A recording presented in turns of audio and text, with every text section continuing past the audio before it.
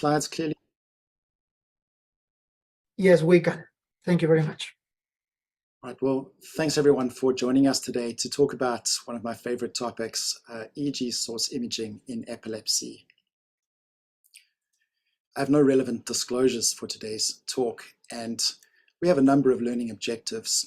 First, let's start off and talk about neuronal fields, spike dipoles, field maps, and the visual analysis of interictal spikes on scalp EEG. Then from there, we'll move on to talk about the concepts of EEG source localization that are used to determine both the ictal onset zone and the irritative zone. And we'll use some clinical cases to show this. We'll then look at the literature about interictal and ictal electrical source imaging and compare it to magnetic source imaging with MEG, and also look at other imaging modalities that are used in the epilepsy surgical workup. So let's start off with a fundamental question that you probably thought of a few times is, why do we even contemplate epilepsy surgery for our patients? Well, you might say it's obvious. It's because it's the only potential cure for epilepsy. Our goal is seizure freedom, and the other treatment modalities that we have, they offer seizure remission. So for anyone who's having drug refractory epilepsy, epilepsy surgery becomes the treatment of choice. And as you know, drug refractory epilepsy is when there's been failed adequate trials of at least 2 well-tolerated and appropriately chosen anticonvulsants, with the goal being sustained seizure freedom. You might ask, well, what is seizure freedom? Well, this is when you're free of all seizures for at least 3 times the longest pre-intervention inter-seizure interval, which is a mouthful, or 12 months, whichever is longer. Now, do we have evidence for this? Well, yes, we do. We have even randomized controlled trials, and the study was published in the New England Journal of Medicine in 2017 that had 2 groups, the surgical group and the medical therapy group, and they looked at outcomes in seizure freedom over the course of a year. And they found that for the surgical group, their primary outcome, seizure freedom, was 77% after surgery, compared to the sustained medical therapy group, where it was only 7%. And this was obviously statistically significantly different. They also looked at some secondary outcomes, and they found that the total scores on the child behavior checklist and the pediatric quality of life inventory were also significantly better in the surgical group compared to the medical therapy alone group. So that's pretty impressive. Now that we know that surgery is something we should think about, the next step is to talk about epilepsy surgery centers. And there are a number of different competencies that you need to be able to build an epilepsy center. Now, a group got together from the ILAE in 2020 under William Gellard, and they looked at level 1 and level 2 centers and divided them up according to these competencies. So level 1, in a nutshell, serves children over the age of 9, where there are single discrete lesions on the MRI, and these surgeries that they would do include lesionectomies, temporal lobectomies, or cortical resections that are further away from eloquent cortex. They should also be able to offer a vagus nerve stimulator insertion. For this, you're going to need a comprehensive epilepsy program, either pediatric or adult. The study was focused on peds. You need access to routine EEG and prolonged video EEG, or long-term EEG monitoring, with MRI, at least a 1.5T scanner, and access to a pediatric ICU so that you can look after your patients post-operatively after the neurosurgery. So that's level 1. Now level 2 is a step up because they look after children up to the age of 18 and even younger kids under the age of 9 who might have complex lesions on their MRI, or MRI negative cases where there's no lesion to be found, and they should be able to provide extratemporal surgeries like corticectomies, lesionectomies, or even disconnections like functional hemispherectomies and corpus callosotomy as well. They do invasive monitoring and can also do deep brain stimulation or responsive neurostimulation. Over and above the competencies that we've already talked about at the level 1 centers, you also need to have 3 Tesla MRI, functional MRI to localize language and eloquent cortex, as well as access to PET or ictal SPECT. Ideally, they should also have source localization capacity with either EEG source imaging, MEG, or fMRI EEG. And of course, invasive monitoring with ECOG, subdural grids and strips, or stereo EEG. Thankfully, in Ontario, we have a network of epilepsy centres at both the level 1 and the level 2. And we call them district and regional centres. We have pediatric and adult centres at a district level in Hamilton and Kingston and in Ottawa. And our regional centres are in Toronto and in London as well. And we refer back and forth and have good communication through seizure conferences. Now, once we receive patients in the epilepsy program, what we really want to do is develop a good localization hypothesis. And our goal is to determine where is the epileptogenic zone. And you've probably heard this term being used over and over again because it comes from Rosenau and Luders back in 2001. But essentially, the epileptogenic zone is that area of the brain which, if successfully resected, would result in seizure freedom. And you can infer this from the localization of some other zones that we usually work up during the epilepsy surgical testing. For example, let's start off with the symptomatogenic zone, which is that area of the brain which causes the symptoms of the seizure. Now, interestingly, that might not be the start of where the seizure is, and it might not be the only area we need to resect, but it's an important concept that we look at when we read the video EEG and we watch the videos carefully and we debate them hotly in our seminars and webinars as well. So that's the symptomatogenic zone. Next up, that's really important is the Ictal onset zone, which is that area of brain which generates the EEG signal at the onset of the seizure, and we record that on the EEG. So it can be detected on scalp or even intracranial EEG, but this is really key to developing our hypothesis. In fact, without seizures, we can't really move forward through the EMU and the seizure conference discussion. We also look at the spikes on the EEG, either scalp or intracranial, or we can also look at electromagnetic fields on MEG. This is called the irritative zone, which is usually broader than the epileptogenic zone, and we may not need to resect all the spike areas in order to achieve seizure freedom, but it's a good biomarker for epilepsy, as we'll learn in a few slides. We also need, obviously, MRI. We want to look for that epileptogenic lesion, and high-resolution 3T scan will look for those subtle changes, those bottomless sulcus cortical dysplasias that you can't see on the 1.5T necessarily. So that's usually key, and it's often included in the resection margins. Then we have the areas of hypermetabolism, which can be detected with a PET scan. It's called the functional deficit zone. We take all of this information together cumulatively to come up with the epileptogenic zone, which is that area which, if we resect it, should result in seizure freedom. We also think about where eloquent cortex could be localized, like language and primary motor cortex, because we don't want to incur a deficit from surgery if we can help it. So that's going to be key to what we talk about as we go along today.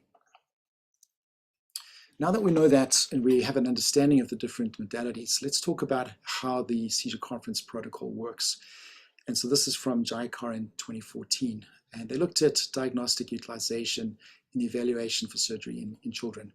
And so the standard protocol is history, video EEG, 3D volumetric MRI, and neuropsychology, and then discussion at seizure conference. But there may be the need for additional tests. And this is usually when there is a non-lesional MRI, or there's divergence between the EEG and the MRI data, or when you have more complex cases, like when there's multiple lesions on MRI, or something like focal cortical dysplasia, FCD type 1, or even tuberculosis. And then you might need a PET or a SPECT, or electrical source imaging, or MEG, to help you localize where those sources are coming from. And you also could need mapping with functional MRI to really know where language is situated. You might even need a water test. We take all of that information, we pull that together in the seizure conference to decide whether a person's a surgical candidate and whether a one-step procedure going straight to a lesionectomy would be fine, or if we need invasive monitoring and if we need further mapping. Now, as you've seen from this protocol, electrical source imaging is one of those additional tests. And this year, Singh, Ebersole, and Brinkman published a review of the theory and the practical fundamentals of EEG source imaging to localize the epileptogenic zone. So for the rest of this talk, we're going to really delve into the theory and the practical fundamentals, to learn about this test and see where it could fit in our diagnostic workup. Let's go back to basics. The fundamentals are that we have simple brain circuits that consist of excitatory neurons, which are usually pyramidal neurons, which are glutamanergic. And they generate excitatory postsynaptic potentials. And these are linked to inhibitory interneurons, which are GABAergic, which generate inhibitory postsynaptic potentials. And these occur in sequence, and they generate electrical fields. And it's these electrical fields that we can detect on the EEG, and that are so important to epilepsy workup. Now, the pyramidal neuron is the primary electrical field generator.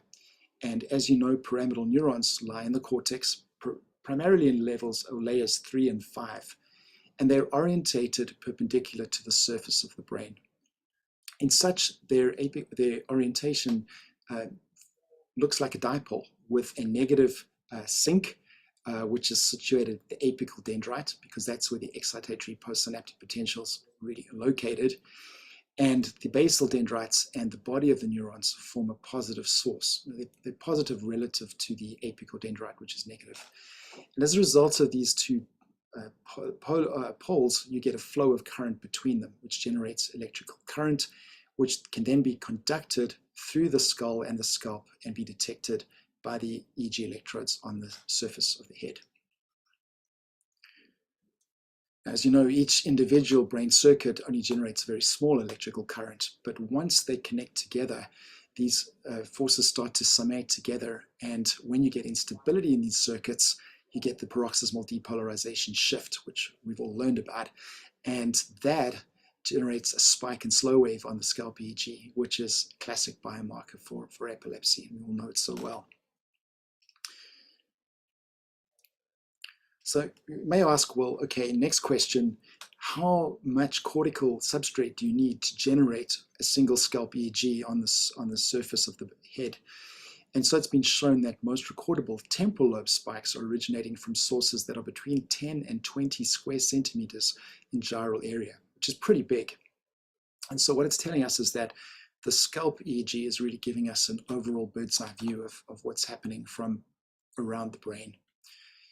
The scalp EEG also detects sources that are close to the convexity of the brain best. It's much more difficult to detect a source that's coming from deep within the brain.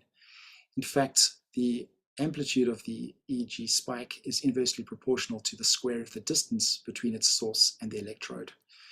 So what that's telling us is that sources that come from deep within the brain are going to be more difficult to detect. Let's now move over to invasive monitoring. In the image here, we have an example with stereo EEG. Stereo EEG gives us limited spatial sampling, and it records very local field potentials. So it's highly accurate, but we lose some of the broad picture that we have from the scalp EEG. Now, to understand the localization of spikes more clearly, we need to think about dipole orientation. So let's use these two examples. The first is that of a radial dipole, and this is assuming that the source of the spike is coming from the crown of a gyrus.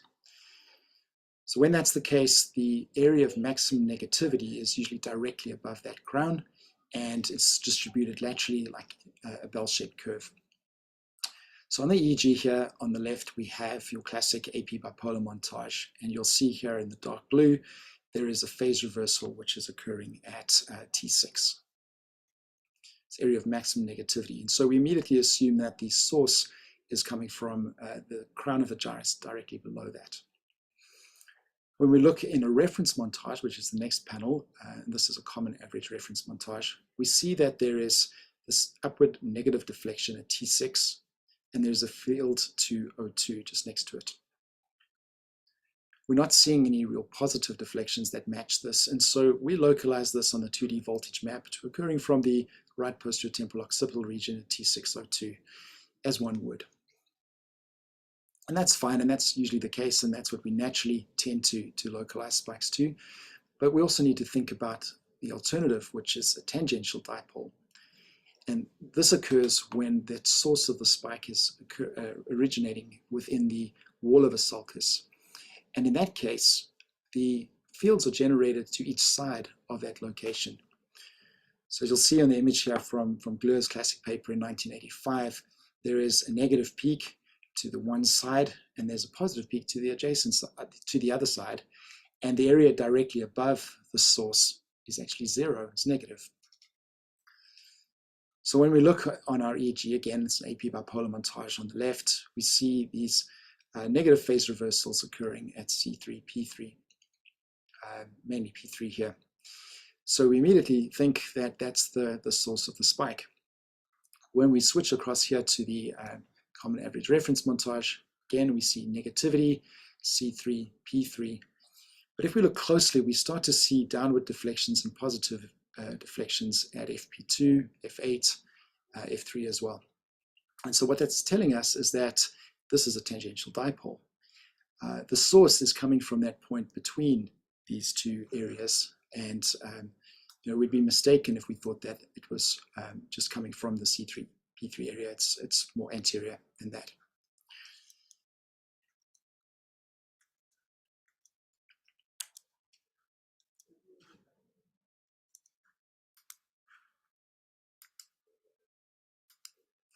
So what this is telling us when we look at the visual analysis of EEG, we need to be aware of these limitations and the difference between tangential and radial dipoles, because otherwise it's like the area of parallax that you have when you're looking at a fish underwater.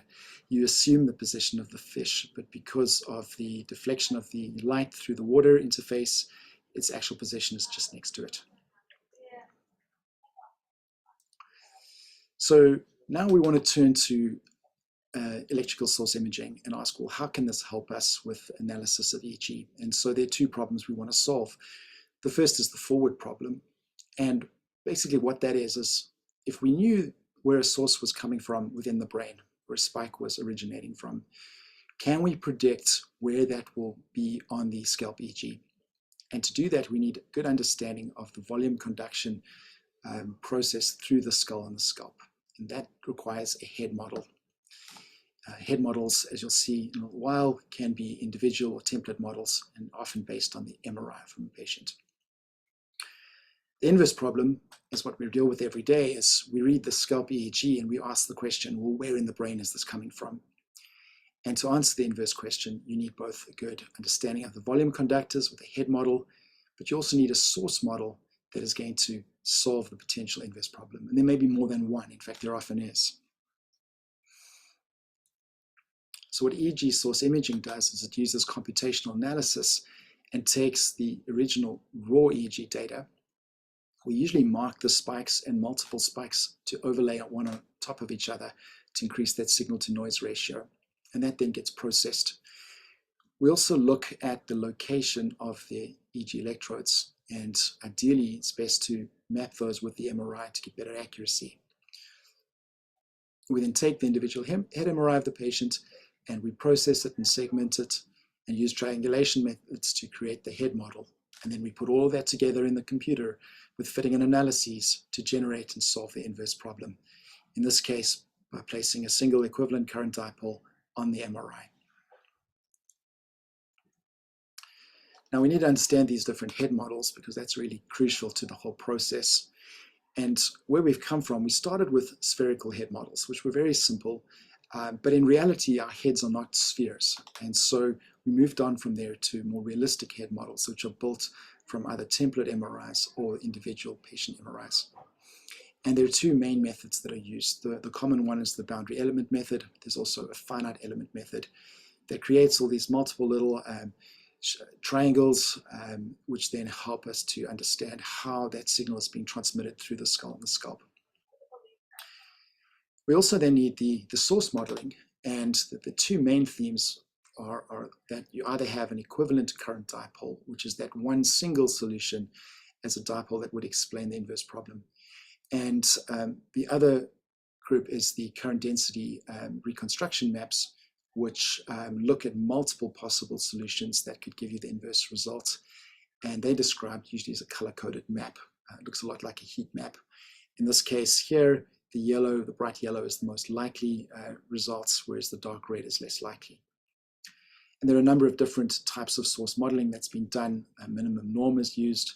S-Loretta is one of the common ones, which stands for low resolution electromagnetic tomography, and the others like LAURA and music or rap music, to name but a few.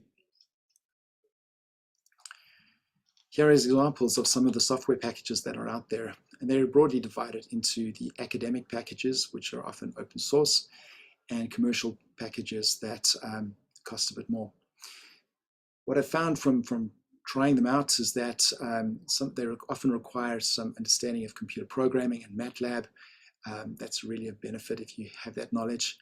And the commercial packages tend to be a bit faster in their computational speeds, and they have graphic user interfaces which are easier for non-computer experts like myself.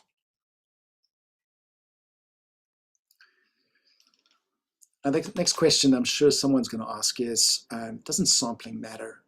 So do we care about the electrode number and the location of those electrodes? And the answer is yes, of course we do. So our standard arrays of electrodes in the long-term monitoring units is usually 21 electrodes. Sometimes we add in extra subtemporal or midline electrodes as well. But overall, the inter-electrode distance is about 6 centimeters. Now, what's key is being able to sample the base of the brain for modeling and source localization. So having those subtemporal electrodes is very helpful. But what we really need is we need to have an inter-electrode distance of around 3 centimeters to get better source localization. And to do that, we can use high-density electrode arrays. To do that, you can either use nets or head caps. It's been found actually that the difference is really between the 31 electrodes and 63 electrodes. Once you're above that, there is a point of diminishing returns in terms of localization. In fact, this paper by Lance et al. Way back in 2003 looked at the utility of 31, 63, and 123 electrodes, and they found statistically significant differences between 31 and 63 electrodes. But after that, as you can see from the graphs, there wasn't a lot of difference. So something to keep in mind. Another factor that can help us is electrode digitization. So usually we know that the positions of the electrodes are based on the 1020 or 1010 system of measurement, but often 1 or 2 electrodes is just slightly off. And so if we use electrode digitization, we can map the exact position of the electrodes and co-register that with the MRI. And that again aids in accuracy. It's a good tool to do. Here's an example from our lab with our EEG technologists practicing on a head model. So now that we know all the basics, let's dive into 2 cases and practice this and see how it could work in real life. So these are cases that we followed with. The first is a 12-year-old girl whose seizures began at 8 years of age. They're occurring 2 to 3 times per week. They short, the last 2 minutes each.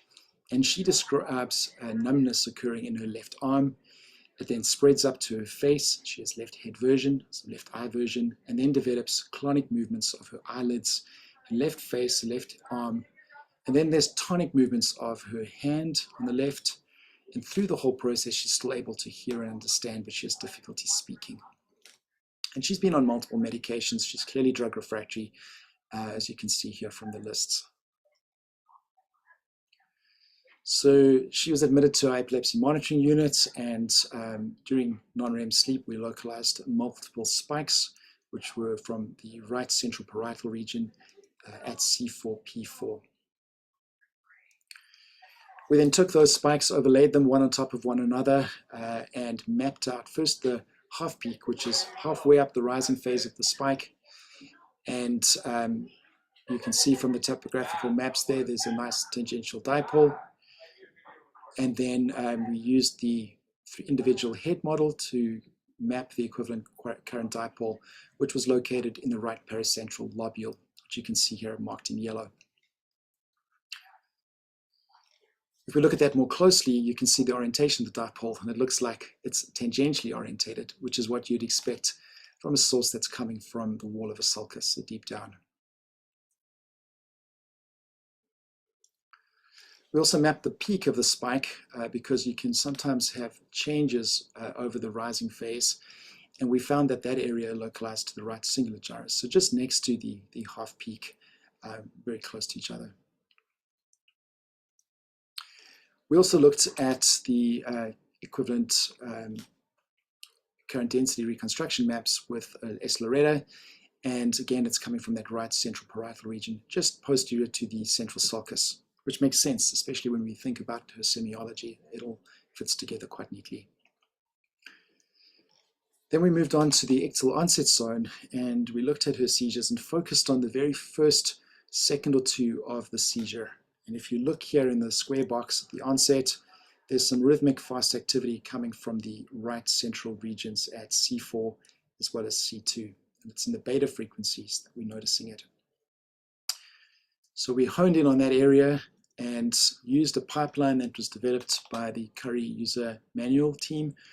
And basically what we're doing is we're finding that ictal onset time, the electrodes of interest, filtering out the band of interest as well, and then reanalyzing it using a short time FFT tool. And then we sit and we mark each peak of those waves in the first 3 seconds, and then analyze the peaks of those waves, just like you'd analyze a spike with a single moving dipole and Electrode.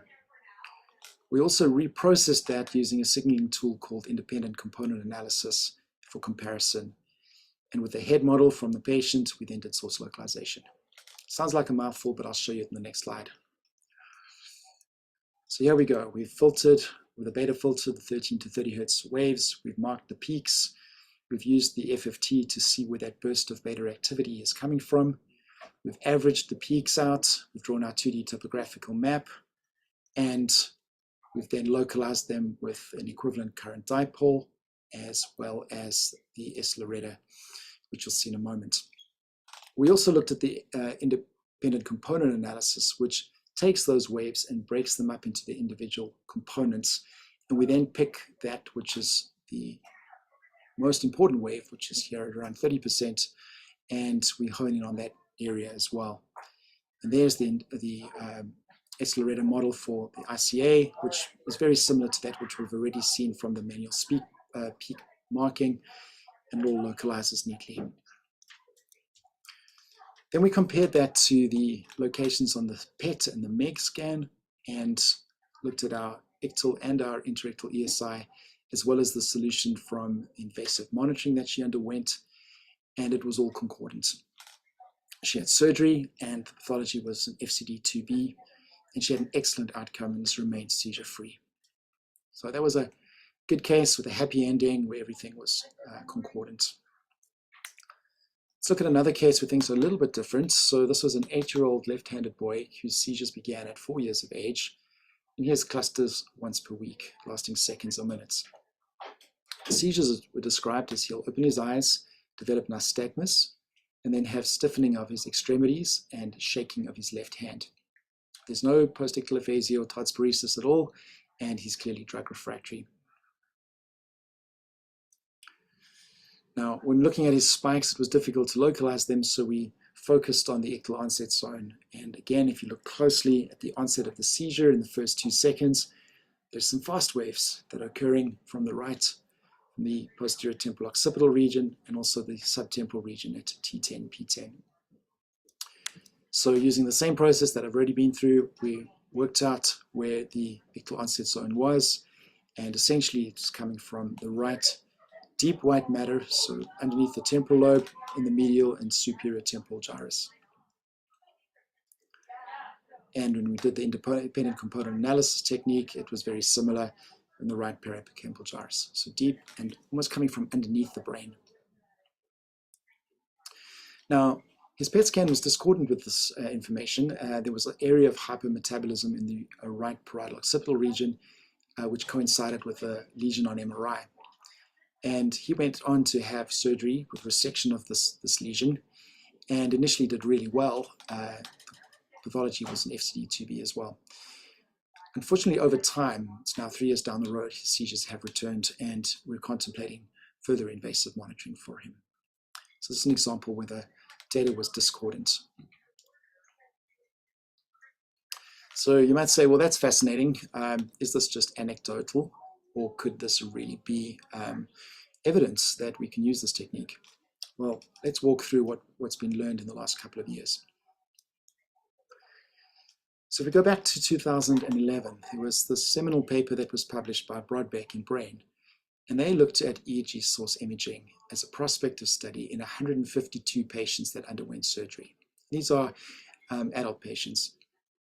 And they looked at high-resolution electrical source imaging with an individual MRI model, compared it to the MRI itself, the PET scan, the Ictal SPECT, and then the low-resolution ESI, which was used with a template MRI model. And for each of these diagnostic modalities, they looked at the sensitivity of the test by comparing their localization with the seizure onset zone and their seizure freedom rate. And they called that the sensitivity. The specificity is when the localization lies outside of the seizure onset zone and the person's no longer doesn't become seizure free. And they found remarkably that the sensitivity and specificity from the high resolution ESI was 84% and 87%. This is pretty good. It was comparable or even better than the MRI PET and Ictal SPECTs, and quite significantly better than just low resolution ESI with the template MRI, which was at 57 and 59% respectively. So intuitively that makes sense that the high resolution scan should give us better data.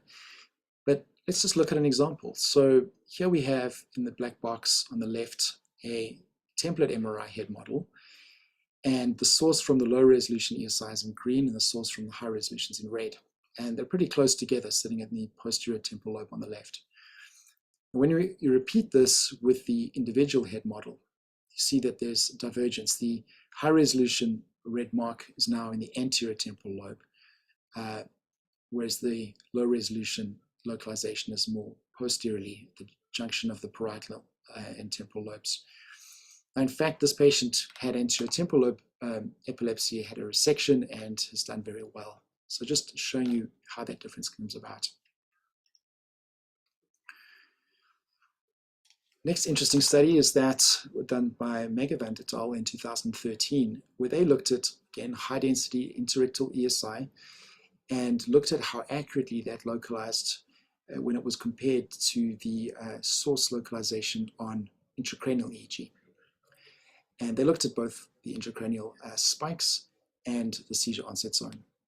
And they found that the distance between the scalp ESI and the intracranial spikes was comparable to the distance between the scalp ESI and the seizure onset zone. So they felt that this was a reasonable surrogate marker, spikes for the seizure onset zone. In fact, when they measured the mean ESI to the intracranial seizure onset distance, it was an average of 17 millimeters, which is pretty good.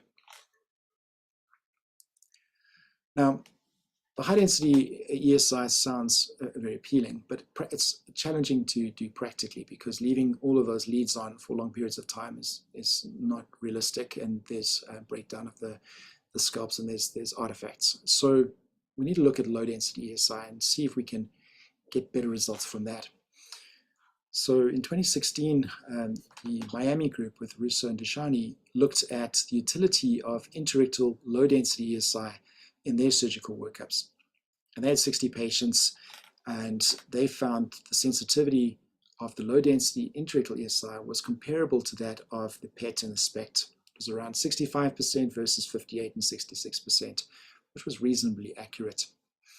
And so they felt that this was a tool that we should consider, especially when you don't have access to these expensive tools like PET and Ictal SPECT, which are not readily available, compared to EEG and MRI, which most centers have.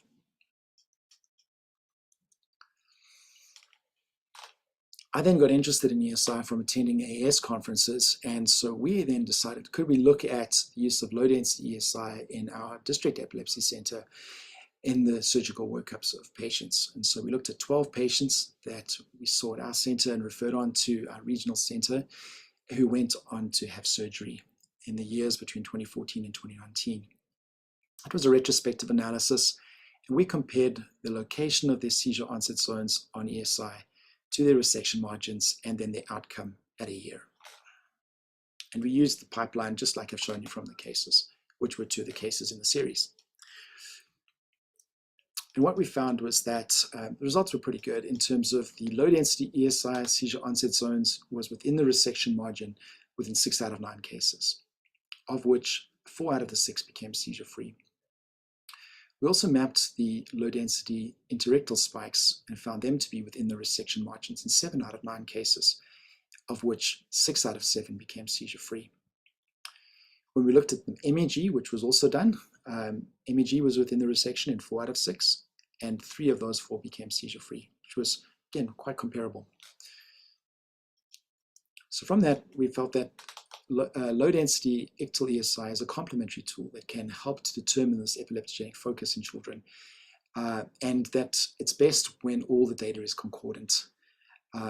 We know that EEG and MRI are readily available in level 1 centers and feel that Ictal ESI could be complementary in these centers as a localization technique and could increase the referral to regional centers as well. So that sounds great, but those numbers are really small. And so around the same time, the team in Boston was looking at low density Ictal ESI, and they published an elegant paper, which we'll go into in some detail.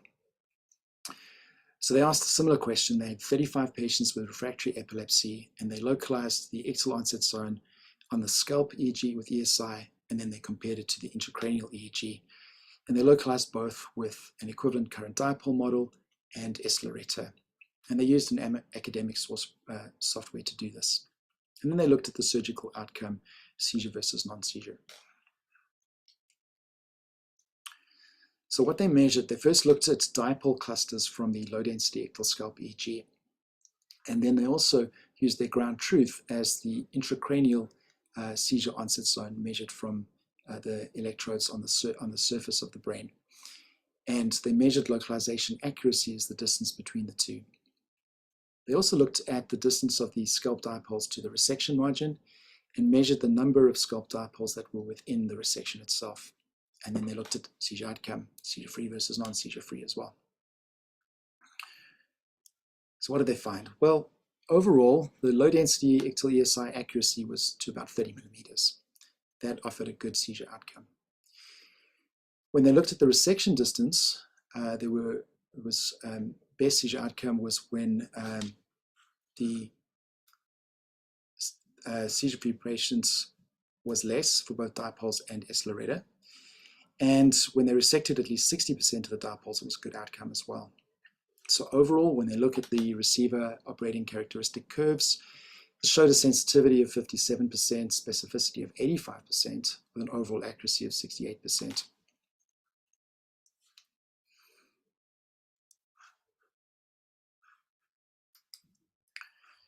They then also compared the results of the different pre-surgical evaluations and looked at concordance with the intracranial coverage decision, because that's really key, as we want to know where to place our invasive monitoring electrodes.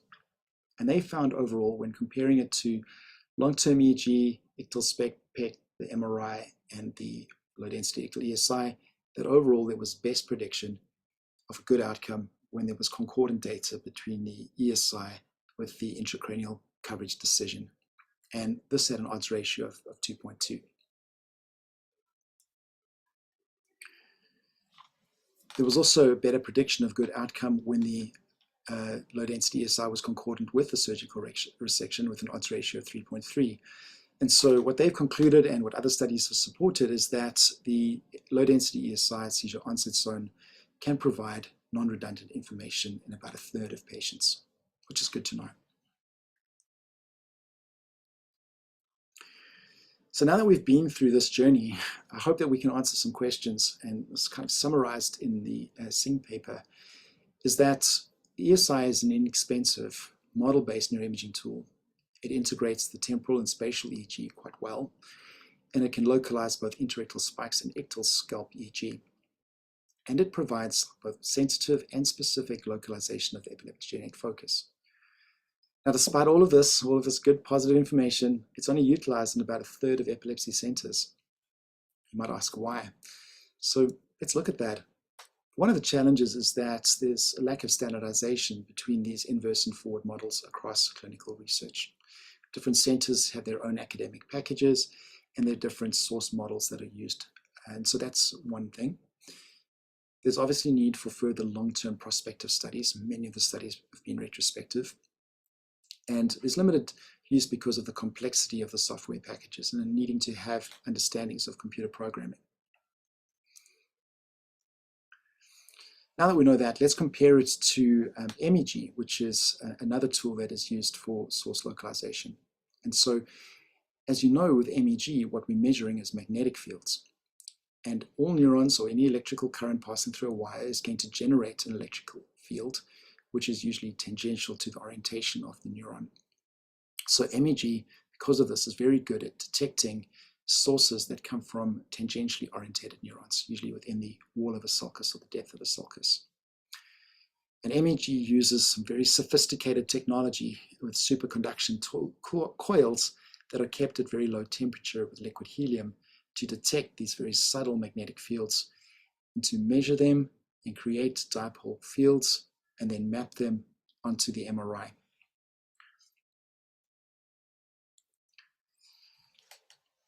In fact, there's been enough data between these two modalities to compare them with meta-analyses. And there have been two that are key. The one is the one published by Mouton et al. In 2019, which was a review from the Epilepsy Consortium in Europe. And they showed the accuracy of interictal source imaging. And they found that the high-resolution interictal ESI and the MEG were comparable with sensitivities and specificities around 82% and 53%. There was no statistical difference between the two. The other study from Sharma looked at interictal and ictal ESI and MSI and found both were sensitive with a diagnostic odds ratio of 7.9. They found a lower specificity around 54%, which was comparable. So let's look at pros and cons of each. On the left, we've got high-density ESI. On the right, we've got MEG. High-density EEG ESI is relatively easier and has lower cost compared to MEG. There's potential for wider use in clinical practice, and it can look at interictal and ictal data. And it's also sensitive to both radial and tangentially orientated dipoles. It's less reliable in temporal lobe epilepsy, and it requires significant size of cortex, so at least 10 or even up to 20 square centimeters to generate scalp spikes. And there also is the factor of conduction through the skull and the scalp, which we need to think about. On the other hand, MEG or MSI has high spatial temporal resolution, and it only requires 4 to 6 square centimeters of cortex to generate a source. It doesn't really worry too much about the conduction differences that are transmitted through the skull, and it's been shown that you can use MEG very well for invasive monitoring planning. It's also less reliable in temporal lobe epilepsy and sensitive to radial sources or deep sources. And maybe most of all, it's expensive and needs highly trained personnel. Overall, if we put this all together, the two tests are complementary, which I think is really the most important message. So in summary, we've talked a lot about Scalp EEG. We know it's cost effective and we use it every day in our workups for surgery. It does provide localizing and prognostic information to guide surgical candidacy, but there's some limitations that we need to recognize. And so using ESI or MSI to overcome these limitations of the visual analysis of EEG can be very helpful. The challenge is they can be resource intense and they require expertise, but they are complementary and both could play a role in the epilepsy surgical evaluation. And I think that's something we can think about. I want to thank a number of people. First, the McMaster Children's Hospital Foundation and the Thompson family for the funding of the ESI program here, as well as the comprehensive epilepsy programs at McMaster and Sick Kids. My students, Arun Thuraraja and Alexander Fraubauer, and my teachers, John Ebersol and Michael Wagner at the ESI workshops. Thank you all for your attention. I'd be happy to take any questions. This was such a great overview of how helpful it can be, our neurophysiology. And so there are a couple of questions already in the chat that I can start with. I'm not sure if you have access to. But the first question is a very interesting one because there have been some publications talking about seizure onset from the cerebellum. So do you have any comment or any experience and any localization of the source coming from cerebellum in any of your patients analyzed? That's a great question. I mean, as you all know, we usually think of seizures coming from cerebral cortex and we discount the cerebellum. Sometimes when you're doing source localizations, you can get some strange solutions. And so I think you do need to use your clinical judgment to ask, does that solution make sense? Because these are tools. But at the end of the day, you need to collate the information to see whether the source localization is realistic or not. My answer is I'm not aware of seizures usually starting in the cerebellum, but I am aware that when you do source localization techniques, you sometimes do get sources that appear to come from the cerebellum. And I think you need to think closely as to whether that's true or not. Interesting. So there is another question that may be more local, but it's very much important for your practice and your interest. So what do you see the use of ESI at MCH, McMaster Children's Hospital, I believe would mean, in 5 years? What do you envision? How do you envision that? Yeah, so this is a very practical tool because we all have EEG, we all do long-term EEG monitoring, and so we have the raw data right at our fingertips. And MRIs are being done. Even a 1.5 Tesla is available to create a realistic head model. And so I see the role of EEG source localization as being part of the surgical workup, just like everybody gets their seizures mapped and discussed at seizure conference. This could be added on, and especially with macro tools to be able to create fast pipelines, this is quite doable. And I would see that even district epilepsy centers could present this data at seizure conference, which could help expedite patients that really need surgery and could speed up the pipeline. We have wonderful access to very expensive tests and tools, but it takes time, and often they need sedation or they're long wait times. This can be done much more quickly. So I would see this as becoming an integral part of what we do. So how long does it take you to analyze a single patient? Is it a practical analysis? How long is the commitment? So the practical issues is that you need to select and clip about an hour of sleep EEG with adequate number of spikes, probably at least 30 or 50 spikes, which you select, and then you connect that or upload it to a portal where you can link it into the software. And then you need to either manually mark the spikes, or there's also automatic marking of spikes.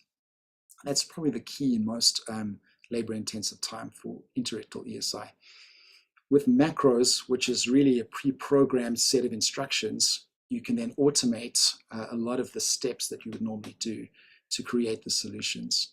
And that can be done quickly with especially the commercial-based studies. The head models are built within minutes, and you can have results within an hour or two. For the Ictal onset zone, you need to mark out the onset of the seizure, choose your filters, and again, you can use macros. So it's probably going to add about, I would say, 1 to 2 hours of analysis time to your routine EEG once the system's up and running and smooth with macros as well. That's why we don't use it on a regular basis, I guess. Mm-hmm. Exactly. So there are a few more questions in the chat. So this is a very interesting, but it's probably a little bit on the side of the topic. But in case of a child who has a lesional epilepsy, but it's well controlled on one medication, do you recommend to proceed with surgery? So it's a very interesting question, but I'm not sure if you have any thoughts about it. It has nothing to do with Loretta, and you can say that you have not prepared this topic, and we can continue if you want. No worries. I think we all debate this back and forth all the time. Certainly I think patients that have lesional focal epilepsy are worth being assessed in the epilepsy program to see if they're potential candidates. If they're well controlled on one medication alone, you may want to wait and see where things go, but they're likely going to need medication long-term for life. And so some people may debate that its surgery could still be beneficial. I've seen both being done, but often surgeons will want to wait if they're well controlled on medication. So I think it's a debate. Or even if the location of the lesion is in a more eloquent area. Correct. It matters where the lesion is. And that's correct. So beside the source localization, what other information could ESI provide? Yeah, so what's interesting, and again, this is more at a research level, but you can look at connectivity within these zones. So connectivity is the process of understanding networks, and there are mathematical algorithms that can calculate where the waveforms start and where they're then spreading to. And so that's kind of the next level, is to determine where the seizures start and where they're spread to. And that could be very helpful, but it's still at a research level. So is there any potential for automating the ESI analysis to reduce the expertise required? For instance, the manually selecting the discharges.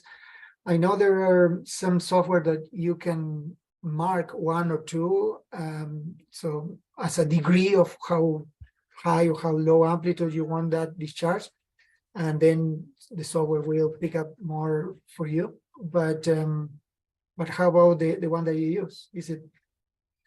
So the different versions of the software. As epileptologists, we get quite picky about marking spikes and looking at morphology. And I think that you still need to analyze the spikes to make sure that they truly are spikes. As you know from different softwares that mark spikes, there's a lot of variation in what's called a spike. And so we often need to run an automation and then review it manually to see at least patterns of spikes that could be true versus not. So I think the best use of our time is a combination of automation with manual review. There are some packages that offer complete automated review that are run by computer engineers that may not be familiar with reading EEG. And I just worry a little bit about missing true spikes versus automated spikes, which might be things like vertex waves, etc. So I think we still have jobs as epileptologists. Thank you. That's very reassuring. So there are a few more. We are almost running out of time. So I'm going to try to, in case of drug-resistant epilepsy patients who were labeled as a non-lesional ones, do you recommend to reevaluate these patients? And after how many years do you recommend to reevaluate? And I guess using the Loretta, but it's not specified in this question, so they may also be asking broadly.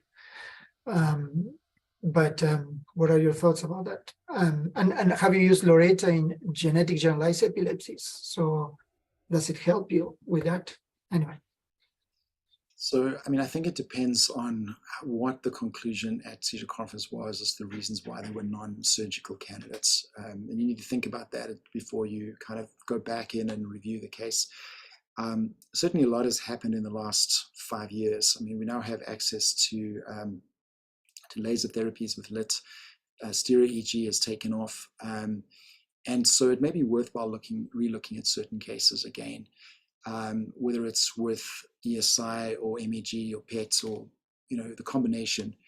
I think you've got to decide that on a case-by-case basis. But just like with genetics, where it's worth to go back and relook after a couple of years because of new information that could come to light, I think it's worth thinking about, especially when the alternative is refractory epilepsy, and it's often bleak.